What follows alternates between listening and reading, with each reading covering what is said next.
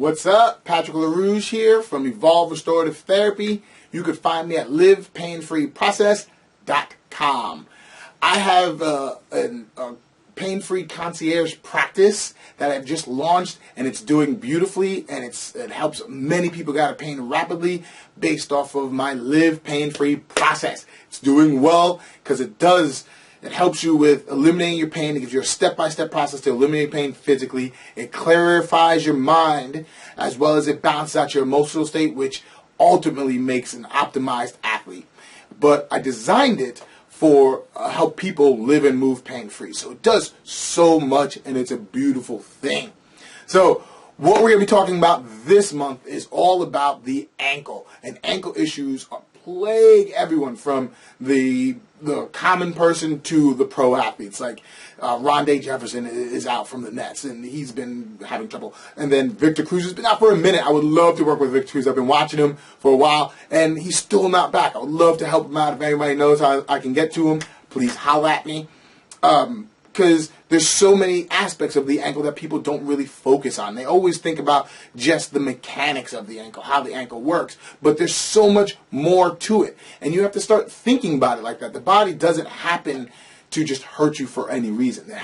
It goes on and goes on and goes on until something blows because it can't handle it anymore. It's because you haven't been solving the problem that's happening. Like, unless you've been in a car accident or somebody hit you with a bat and you decide to block it with your ankle, that's a problem that's structural, right? And that can go on watch for something like this. But there's still something that's happening within inside the body in this world to make you heal faster. So what I want to do is bring you through the pain-free mindset of what it takes to heal within the ankle. So Rondé Jefferson, Victor, listen up, man, because this can help you out. Emotionally. We have to learn how to sit in a soup, right? Within the ankle, when I see ankle issues, knee issues, major joint issues like shoulders, ankles, wrists, all these things, I always see an inflexibility within their emotional state.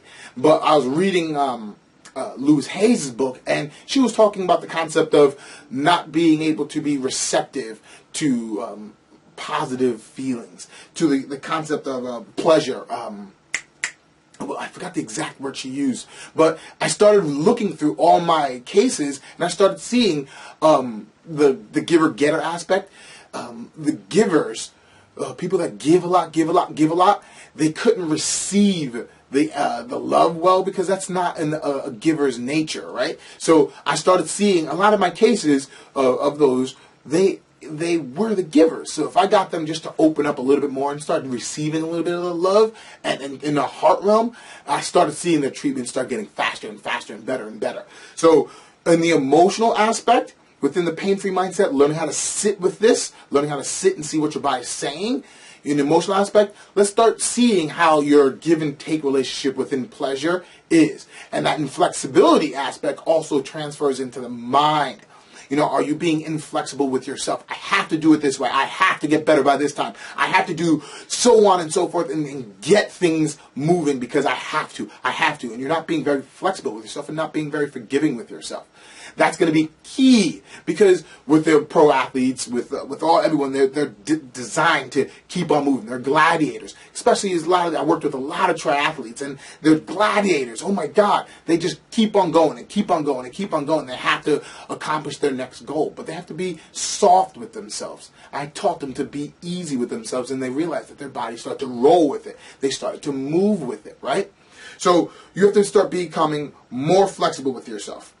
In the mental aspect, you have to be clearer what's happening with yourself. Are you being not flexible mentally with your other goals within your life? Because it doesn't have to be within your sport or your activity. It could actually be with your other job, with your kids, with your yourself, your spouse. All these different things play a key role. Start looking at yourself as a whole. That's key.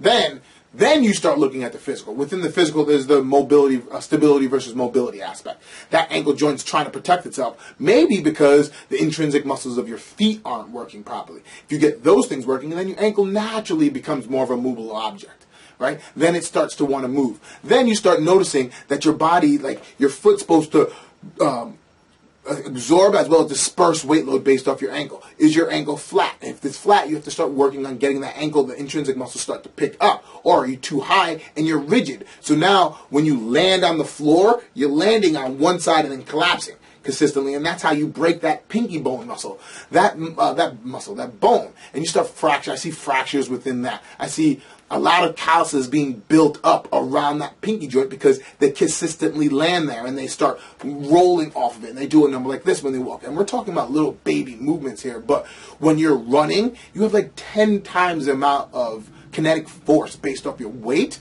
on that area, and those little movements add up.